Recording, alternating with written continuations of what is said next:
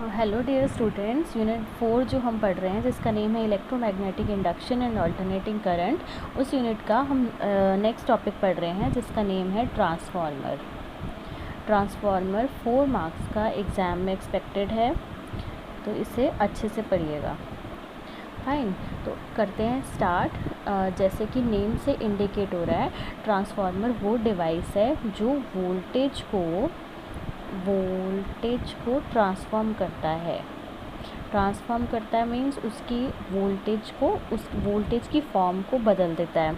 Meaning transformer एक electrical device है which is used to increase or decrease the alternating voltage, so hence the name trans plus former. Fine, जो transformer है वो लो alternating voltage को, जो high current पे होती है, उसे कन्वर्ट कर देता है हाई वोल्टेज में, मींस वाइस वर्सा। उसके बेसिस पे ट्रांसफार्मर 2 टाइप्स का है। तो टाइप्स क्या हैं? एक है step up transformer, second is step down transformer. तो what is step up transformer? Step up meaning क्या है? वो ट्रांसफार्मर जो लो ऑल्टरनेटिंग वोल्टेज को कन्वर्ट करता है हाई ऑल्टरनेटिंग वोल्टेज में। मीनिंग लोस को उठा रहा है, ऊपर कर रहा है वोल्टेज की वैल्यू, तो ये हो गया स्टेप अप। जो स्टेप डाउन ट्रांसफार्मर है वो हाई ऑल्टरनेटिंग वोल्टेज को कन्वर्ट करता है लो ऑल्टरनेटिंग वोल्टेज में। मींस हाई से लो कर रहा है वोल्टेज को, तो इसलिए इसे बोलते हैं डाउन करना, स्टेप डाउन ट्रांसफार्मर। ठीक है, यहाँ पे उठा रहा है और यहाँ पे डाउन कर रहा है। जो बच्चे हमारी गलियों में ट्रांसफार्मर लगे होते हैं, आपने गलियों के एंड में देखा होगा, बहुत जगह ट्रांसफार्मर लगे देखे होंगे। वो जो ट्रांसफार्मर होते हैं वो स्टेप डाउन होते हैं, क्योंकि जो पावर स्टेशन से वोल्टेज आ रही है वो काफ़ी हाई वैल्यू की होती है, लेकिन हमारे घरों में 220 वोल्ट की चाहिए। तो उस हाई वैल्यू को जो गलियों में ट्रांसफार्मर लगे होते हैं स्ट्रीट्स में, वो पहले स्टेप डाउन करते हैं और फिर हमारे घरों तक उसकी सप्लाई होती है। फाइन, ये जो स्टेप अप ट्रांसफार्मर है ये लगे होते हैं पावर स्टेशन में, क्योंकि जब पावर जनरेट होती है तो उससे पहले स्टेप अप करते हैं, क्योंकि सारी ट्रांसमिशन जो है वो हाई वोल्टेज पे होती है। हाई वोल्टेज पे होने से जो पावर के लॉसेस हैं वो काफ़ी हद तक रिड्यूस हो जाते हैं, तो इसलिए ट्रांसमिशन को हाई वोल्टेज पे किया जाता है। तो स्टेप अप ट्रांसफार्मर जो है वो पावर स्टेशन पे यूज़ होते हैं, और स्टेप डाउन हमारी डे टू डे लाइफ में जो हम देखते हैं ट्रांसफार्मर, वो स्टेप डाउन ट्रांसफार्मर होते हैं।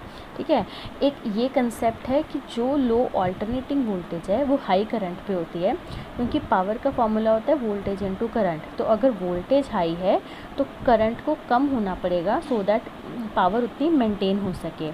तो स्टेप अप ट्रांसफार्मर क्या है? Which convert low alternating voltage which is at high current.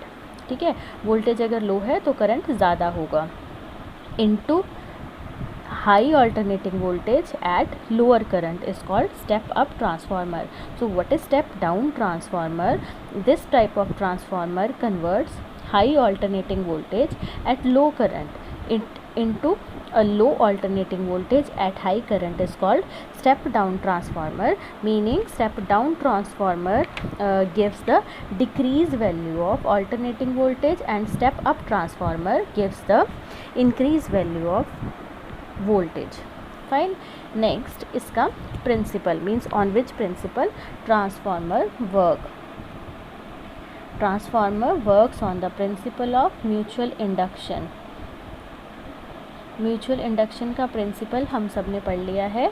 इसका प्रिंसिपल स्टेट करता है कि अगर करंट एक कॉइल में, प्राइमरी कॉइल में चेंज हो रहा है, तो सेकेंडरी जो पास पड़ी हुई सेकेंडरी कॉइल है उसमें ईएमएफ इंड्यूस हो जाएगी। फाइन, मीन्स कि अगर चेंजिंग करंट प्राइमरी कॉइल में या एक कॉइल में हो रहा है फ्लो, तो उसकी वजह से सेकेंडरी कॉइल में ईएमएफ की इंड्यूस होने के प्रोसेस को बोलते हैं म्यूचुअल इंडक्शन। तो म्यूचुअल इंडक्शन के प्रिंसिपल पे बेस्ड है ट्रांसफार्मर। फाइन, नेक्स्ट इसकी हम पढ़ते हैं कंस्ट्रक्शन कंस्ट्रक्शन में सबसे पहले सॉफ्ट आयरन की एक कोर लेते हैं और उस कोर के ऊपर कॉपर की टर्न्स को वाइंड कर दिया जाता है। जैसे सॉफ्ट आयरन का ऐसे एक फ्रेम लिया, कोर ले ली उसकी सॉफ्ट आयरन की, और उसमें प्राइमरी ये वाली जो इधर वाला एंड है उस पे ऐसे कॉपर की टर्न्स की वाइंडिंग बना दी, और ये काफ़ी क्लोजली स्पेस होती हैं, और इन वाइंडिंग्स को एक ऑल्टरनेटिंग सोर्स के साथ कनेक्ट कर दिया, और दूसरे एंड पे कुछ टर्न्स ऐसे कॉपर की लेके उनके साथ लोड रेजिस्टेंस लगा दी या लोड कनेक्ट कर दिया RL। तो जिस सर्किट में प्राइमरी में जो ऑल्टरनेटिंग वोल्टेज लगाई गई है इसे बोलते हैं प्राइमरी सर्किट, और सेकेंडरी में लोड लगाया गया है उसे बोलते हैं सेकेंडरी सर्किट। ये प्राइमरी वाइंडिंग और सेकेंडरी अलग अलग लेम्स पे भी हो सकती हैं, बट इसमें कुछ पावर के लॉस होने के चांसेस होते हैं, मींस कुछ फ्लक्स एयर में लीक हो सकता है। तो फ्लक्स की लीकेज को अवॉइड करने के लिए ट्रांसफार्मर की कंस्ट्रक्शन ऐसे भी हो सकती है कि एक सेंटर में लिम्ब बना दी ऐसे, और इसी के ऊपर प्राइमरी टर्न्स भी और सेकेंडरी भी इसी के बीच में ऐसे ऐसे ऐसे वाउंड करते हैं। उससे जो फ्लक्स की लीकेज है वो काफ़ी हद तक अवॉइड हो सकती है। तो ये बन गया प्राइमरी सर्किट, और यहाँ पे लोड लगा दिया, लोड रेजिस्टेंस, तो ये हो गया सेकेंडरी सर्किट। ठीक है, मींस मैंने आपको दोनों टाइप की अरेंजमेंट दिखा दी है। इसमें सिंगल लिम्ब के ऊपर प्राइमरी और सेकेंडरी है, और ये अलग अलग लिम्ब के ऊपर है। तो हम इसे डिटेल में पढ़ रहे हैं। नेक्स्ट हम देख रहे हैं बच्चे इसकी थ्योरी कि ये कैसे वर्क करता है। देखिए, जब ऑल्टरनेटिंग सोर्स ऑफ EMF हमने प्राइमरी के साथ लगाया, वहाँ पे ऑल्टरनेटिंग करंट फ्लो कर रहा है, मींस करंट वो जिसका magnitude with respect to time change हो रहा है। तो जब प्राइमरी में ऑल्टरनेटिंग करंट फ्लो करेगा तो उसमें चेंजिंग करंट की वजह से फ्लक्स जो है वो भी चेंज करेगा।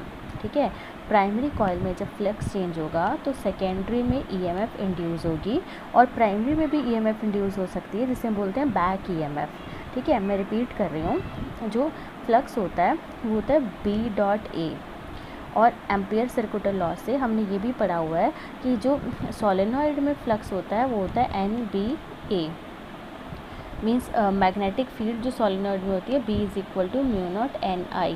फाइन, तो जो हमने प्राइमरी ली हुई है कॉइल, ऐसे ये प्राइमरी वाली है, ये भी तो सोलेनॉइड की तरह ही है।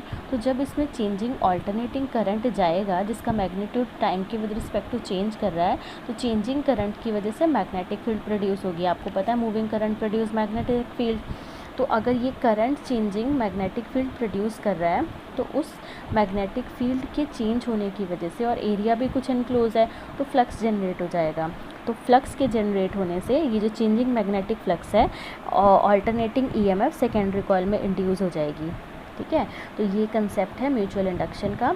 लेट किया NP और NS be the number of turns in the primary and secondary coils. और जो सॉफ्ट आयरन है, आयरन की कोर है, वो हमने इसलिए यूज़ की हुई है क्योंकि सॉफ्ट आयरन जो है वो फेरोमैग्नेटिक सब्सटेंस है, और फेरोमैग्नेटिक सब्सटेंस प्रेफर करता है कि सारी फील्ड लाइंस उसमें से निकल जाएं।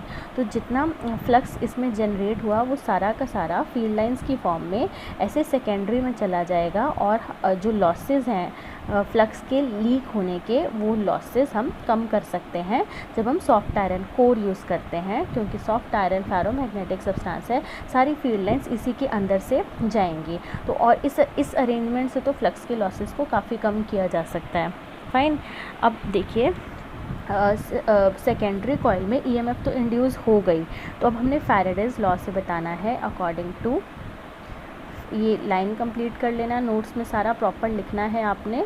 According to Faraday's law of electromagnetic induction, induced EMF in primary coil.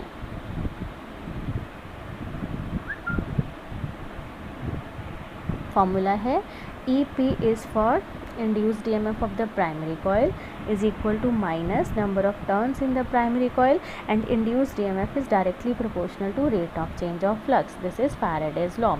Negative sign shows that direction of induced EMF opposes the cause which produce it.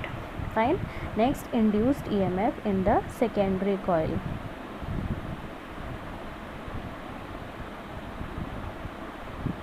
तो secondary coil की नोटेशन के लिए हम S symbol use करेंगे.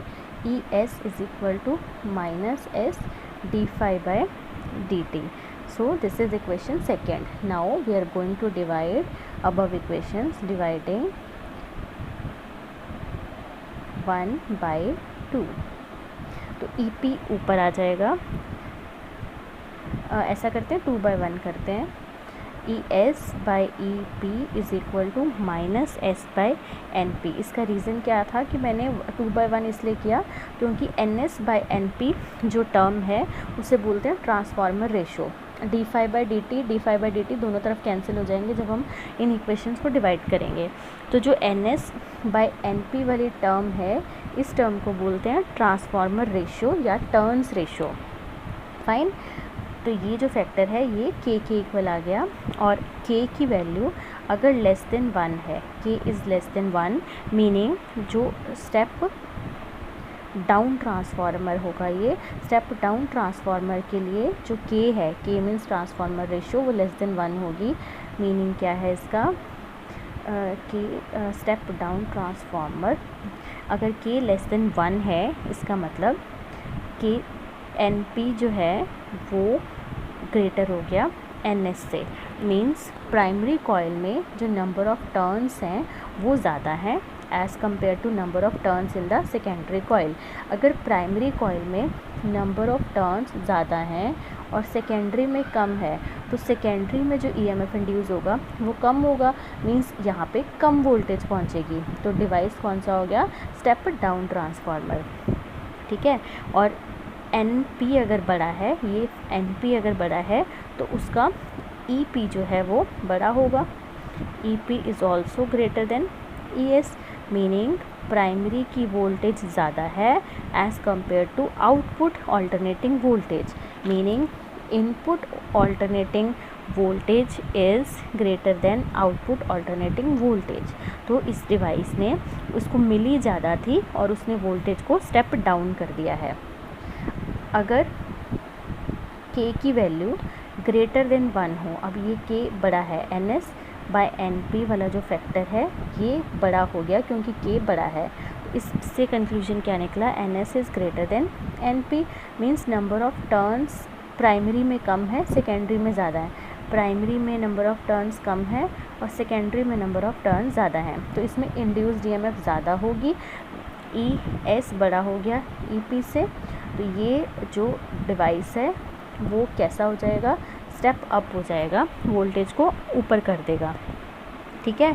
तो ये जो flux की लीकेज को अगर हम कम कर दें और प्राइमरी लॉसेस में जो पावर के लॉसेस हैं, प्राइमरी लॉसेस वो कम हो जाएं, सेकेंडरी लॉस भी कम हो जाए, तो जो ये के की ये वाली वैल्यू है ये वैलिड होगी. ये रिलेशन मतलब तभी वैलिड होगा अगर हम ये मान कर चलें कि फ्लक्स हवा में कम लीक कर रहा है या फ्लक्स का जो लॉस है, मैग्नेटिक फील्ड लाइंस का लॉस है वो कम है, प्राइमरी लॉसेस और सेकेंडरी लॉसेस भी स्मॉल हों. ठीक है. अगर ये आपको समझ आया तो हम आगे पढ़ते हैं कि कंसिडर करते हैं कि जो पावर के लॉसेस हैं हमने उन्हें बिल्कुल मिनिमाइज़ कर दिया है आइडियल ट्रांसफार्मर के लिए. Fine. Means power there is no loss of power for ideal transformer. Means जितनी पावर इनपुट की थी उतनी ही पावर आउटपुट की है. पावर कहीं भी किसी भी फॉर्म में लॉस नहीं हो रही है. तो इनपुट पावर का फॉर्मूला होता है power is equal to V into I. ठीक है. तो इनपुट पावर को लिखना हो तो कैसे लिखेंगे? V means E. V और E को हम एक ही बोल रहे हैं क्योंकि वोल्टेज है. तो इनपुट के लिए input voltage, input current, output के लिए output voltage, output current. P is notation for input and S is notation for secondary. तो यहाँ से ES by EP ES by EP is equal to IP by IS, means secondary की voltage is inversely proportional to secondary का current, I is inversely proportional to current. तो मैंने आपको beginning में बताया था कि जब वोल्टेज ज़्यादा होगी वो लो करंट पे होगी, ठीक है, और अगर वोल्टेज कम है तो वो हाई करंट पे होगी, means voltage increase with decrease in current and vice versa. Clear? Next देखिए, जो स्टेप अप ट्रांसफार्मर है वो इंक्रीज़ करवा देता है वोल्टेज को by decreasing the alternating current. Step up transformer क्या करता है? स्टेप अप ट्रांसफार्मर वोल्टेज को इंक्रीज़ करवाता है बाय डिक्रीजिंग द करंट, और स्टेप डाउन ट्रांसफार्मर वोल्टेज को स्टेप डाउन करता है, डिक्रीज़ कराता है बाय इंक्रीजिंग द करंट, ठीक है। और ट्रांसफार्मर की अगर एफिशिएंसी निकालनी हो तो एफिशिएंसी का फॉर्मूला होता है output power by input power. Output मतलब ES इंटू IS, इनपुट मतलब EP इंटू IP। अगर आइडियल ट्रांसफार्मर है जिसमें पावर का कोई लॉस नहीं है तो उसकी एफिशिएंसी 100% होती है, बट रियल ट्रांसफार्मर में 90 से 99% तक एफिशिएंसी हो सकती है, बट फिर भी ट्रांसफार्मर में कुछ लॉसेस होते हैं, कुछ एनर्जी वेस्ट हो जाती है in the form of various term. तो वो वेरियस टर्म कौन सी हैं जिसमें एफिशिएंसी रिड्यूस कर दी है ट्रांसफार्मर की, उसके लिए हम पढ़ रहे हैं कि ट्रांसफार्मर में लॉसेस कौन कौन से हैं, ठीक है। तो सबसे फर्स्ट लॉस है कॉपर का लॉस। ट्रांसफार्मर में कॉपर का जो लॉस है वो किस फॉर्म का है? जो एनर्जी लॉस होती है सॉफ्ट आयरन के ऊपर, हमने जो ऐसे कॉपर की टर्न्स को बाउंड किया हुआ था उससे बोलते हैं कॉपर लॉस। प्राइमरी और सेकेंडरी जो ये कॉइल्स हैं ये कॉपर की हैं। तो आपको पता है कॉपर की में कुछ रेजिस्टेंस होती है, तो जब इस रेजिस्टेंस में करंट फ्लो करता है, करंट के फ्लो करने से पावर का फॉर्मूला होता है I² इंटू R। करंट के फ्लो करने से रेजिस्टेंस ने उसको अपोज करना है, तो कुछ हीट प्रोड्यूस हो जाती है। ये जो लॉस है ये हीट की फॉर्म में हमें ऑब्जर्व होता है। प्राइमरी और सेकेंडरी कॉइल में हीट आ जाती है, तो कुछ करंट वहाँ पे वेस्ट हो गया, इसलिए हमें कॉपर लॉसेस ऑब्जर्व होते हैं। और इनको मिनिमाइज़ कैसे कर सकते हैं? ये जो हम वायर यूज़ कर रहे हैं वाइंडिंग्स के लिए, अगर इसे हम थिक बना दें than copper losses can be reduce, ठीक है। तो कॉपर लॉस है क्या? प्राइमरी और सेकेंडरी कॉइल में कुछ रेजिस्टेंसेस होती हैं, तो जब इसमें करंट फ्लो करता है पावर का जो लॉस है I² into R that take place, and this loss appear in the form of heat in these windings, and to overcome these copper losses we have to use these thick windings. Fine. तो second is flux leakage loss. Flux होता है कितना magnetic field का amount किसी substance में enter कर रहा है, दैट इज़ कॉल्ड फ्लक्स, ठीक है। And flux depend on magnetic field into area. तो फ्लक्स लीकेज के लॉस क्या है? जो ट्रांसफार्मर होता है उसमें प्राइमरी और सेकेंडरी कॉइल की जो कपलिंग होती है वो इतनी परफेक्ट नहीं होती, मींस मैग्नेटिक फ्लक्स जो प्राइमरी कॉइल से लिंक करता है वो सारा सेकेंडरी में जाना चाहिए, बट सेकेंडरी तक सारा फ्लक्स नहीं पहुंचता, कुछ जो फ्लक्स है वो लीक कर जाता है, तो इसलिए कुछ इलेक्ट्रिकल एनर्जी वेस्ट हो जाती है इस फ्लक्स की वजह से। फाइन, मैं रिपीट कर रही हूँ, जो एक्चुअल ट्रांसफार्मर होते हैं उनमें प्राइमरी और सेकेंडरी की जो कपलिंग है वो परफेक्ट नहीं होती। प्राइमरी कॉइल के साथ जो मैग्नेटिक फ्लक्स लिंक होता है वो मैग्नेटिक फ्लक्स सेकेंडरी के इक्वल नहीं होता, कुछ प्राइमरी का फ्लक्स लीक कर जाता है और उसे ओवरकम, जिसकी वजह से कुछ इलेक्ट्रिकल एनर्जी की फॉर्म में फ्लक्स लीक हो जाता है। तो फ्लक्स को लीकेज से बचाने के लिए हम ऐसी शेप के ट्रांसफार्मर यूज़ कर सकते हैं जिसमें प्राइमरी और सेकेंडरी बिल्कुल एक दूसरे के ऊपर बाउंड हो, ताकि लॉसेस को मिनिमाइज़ किया जा सके। Next, iron losses. Iron losses इसमें कैसे हैं, जब मैग्नेटिक फ्लक्स ये जो सॉफ्ट आयरन की कोर है आयरन की उसके साथ लिंक होता है, वहाँ पे एडी करंट सेटअप हो जाते हैं। ये आपने पढ़ा भी हुआ है, बल्क मटेरियल में ईएमएफ इंड्यूस होने की वजह से एडी करंट सेटअप हो जाते हैं। ये जो एडी करंट आयरन की कोर में जाते हैं तो उस सब्सटेंस को वो हीटअप कर देते हैं, तो कुछ एनर्जी वहाँ पे वेस्ट हो जाती है in the form of again heat. तो उसकी वजह से काफ़ी लॉस हो जाता है एनर्जी का। तो उसे मिनिमाइज़ करने के लिए ट्रांसफार्मर की जो पूरी एक शीट है बड़ी, उसे हम पीसेस में काट के ऐसे लैमिनेट करके फिर एक दूसरे के साथ जॉइन कर देते हैं। तो इस तरह की अरेंजमेंट ऐसे, इसका मैं आपको डायग्राम भी साथ में पोस्ट कर दूँगी कि कैसे करते हैं एडी करंट को ऐसे मिनिमाइज़ किया जा सकता है। तो how can we minimize iron losses? Iron losses are due to eddy current, so eddy currents can be reduced by using the laminate core. Fine, उससे क्या होता है, एडी करंट्स का पाथ ब्रेक हो जाता है क्योंकि कोर को एक दूसरे के साथ ऐसे कट करके शीट्स की फॉर्म में बनाया गया है और फिर लैमिनेट कर दिया गया है। Next, hysteresis losses. Hysteresis losses में क्या है, क्योंकि ये जो सॉफ्ट आयरन की कोर है वो मैग्नेटिक मटेरियल है, तो जब भी इसमें से करंट पास होगा तो सॉफ्ट आयरन की जो कोर है वो हर साइकिल में एक बार मैग्नेटाइज होती है और डीमैग्नेटाइज होती है एक साइकिल में। तो बार बार कुछ एनर्जी का लॉस हो रहा है मैग्नेटाइज और डीमैग्नेटाइजेशन में सॉफ्ट आयरन की। तो इस एनर्जी को एनर्जी लॉस कितना होगा, जितना सॉफ्ट आयरन कोर का हिस्टेरिसिस एरिया है। तो इसको कैसे कम किया जाए कि वो मटेरियल चूज़ किया जाए सॉफ्ट कोर के लिए जिसका हिस्टेरिसिस एरिया कम हो। तो इसीलिए सॉफ्ट आयरन ही ज़्यादा प्रेफर करते हैं, स्टील नहीं प्रेफर करते, क्योंकि हिस्टेरिसिस एरिया सॉफ्ट आयरन का कम है। फाइन, तो ये थे वो लॉसेस, ऑल पॉसिबल लॉसेस जो ट्रांसफार्मर के अंदर होते हैं और हमने पढ़ा हम उनको मिनिमाइज़ कैसे कर सकते हैं। Fine, thank you.